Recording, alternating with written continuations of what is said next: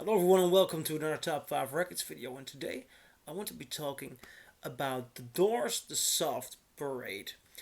The Doors' The Soft Parade is one of those records which I didn't pay a lot of attention to. I have listened to it or skipped through it in the digital time, in the time when I only listened to records digitally, when I was completely into The Doors. And I did not pay a lot of attention to it. Why? Because of the background story of that record. When The Doors' A Soft Parade was released, there were a lot of bad reviews. People were claiming that they were trying to be part of a pop culture that they did not understand, that it was a watered down version of The Doors. But, and that is interesting, there were also some stories which leaked out. And those stories were from inside the studio. Back then, story went around that Jim Morrison was mostly interested in his hobbies or other work, like writing poetry, like filming, and that he did not care much for the Soft Parade, which made this record a record in which the producer Paul Rothchild was. Do I pronounce that right? Well, Paul Rothchild was more involved. So that in combination with the element of pop gave it somewhat an air of not interesting. Why didn't I pay a lot of attention to the record back then? It were those stories, but I also looked at the background of the sleeve or the track list, and I saw "Touch Me." I thought, oh yeah, I'll know that. I know that song, and I prefer it live. So I did not pay a lot of attention to the Soft Parade, and oh my God, that was a mistake. Today I was in the town, buying records with a friend of mine, and I came across this one. A first US pressing of the Soft Parade, and it was beautifully priced. It was 15 euros. Now, 15 euros for a first pressing, but it's missing this corner, which I believe they sometimes did when shipping to Europe. So I'm not sure what the story is exactly, but it's beautiful thick cardboard. You open it. I really love the inlay, and then the record itself, the vinyl in here is near mint. Seriously, you'd think different because you see the sleeve has some I wouldn't call it damage, but it's got wear. But the vinyl itself, it's spotless. So I put it on. It's gorgeous.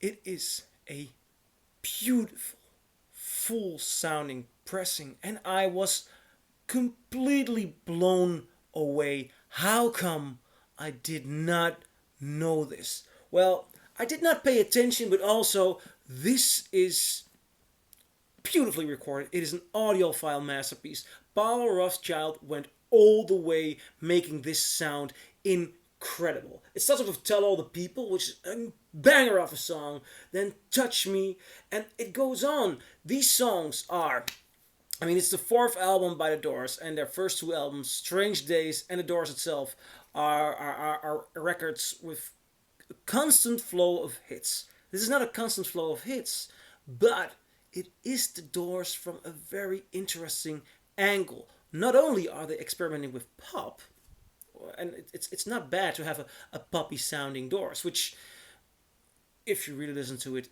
it's not that poppy at all. There is less gravity in the voice of Jim Morrison. He is not telling you about life and death, but he does sound very strong, and the way his voice sounds, the way it's mixed, it is pretty good. For somebody who's not really involved in this record, and I do believe those stories, he does have an incredible power. When you listen to The Soft Parade, the song itself, and that song is a masterpiece. It is an avant-garde masterpiece. And when he starts with the lines, "You cannot petition the Lord with prayer," if he's not involved in here, this man, Jim Morrison, is one hell of an actor. He's doing a great job, but it's not just Jim Morrison. Ray Manzarek and John Densmore have a background in jazz, and there are jazz influences here. As a matter of fact, John Coltrane has been stated as a jazz influence. the record has a beautiful vibe, a beautiful bass and a beautiful drums, and it sounds so tight. It is so much more than the beach band they started off as. Don't get me wrong, I love the Doors, and I love early Doors, and I love the Doors after this.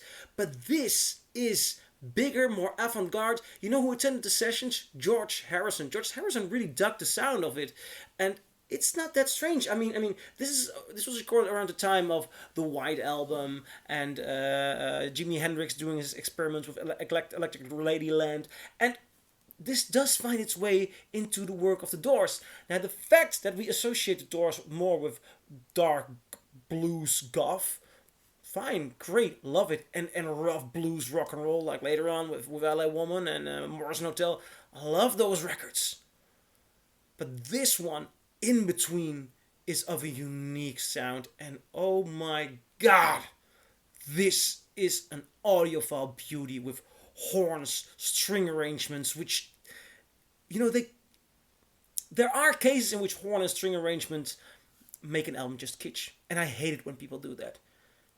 Rothschild was, though, he knew what he was doing, and he did do something with the Doors, which is quite unique.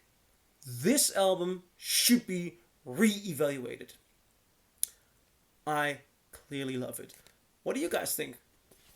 Am I exaggerating, or do you agree? Or you know what? Are you gonna give the record another spin after what I've said? Because, you know, for me, this is one hell of a discovery. Love this album. See you in the next video. Bye.